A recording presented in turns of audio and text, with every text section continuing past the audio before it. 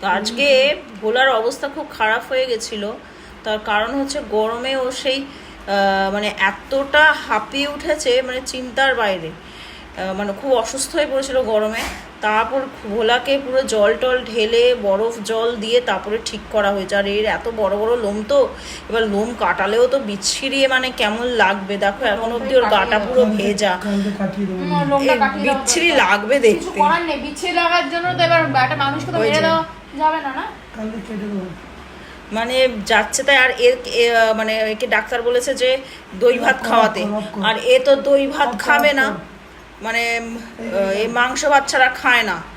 এই ওর দাদা এখন বসে বসে রুটি খাওয়াচ্ছে। রুটি আমি বললাম খেলো না, এখন ওর দাদা সেই খাওয়াচ্ছে জোর জবরদস্তি রুটি। তো ডাক্তার বলেছে যে হয় রুটি নাহলে টক দই ভাত, কিন্তু টক দই খাওয়ানো মানে হচ্ছে যুদ্ধ করে ওকে খাওয়াতে হবে। কি অবস্থা।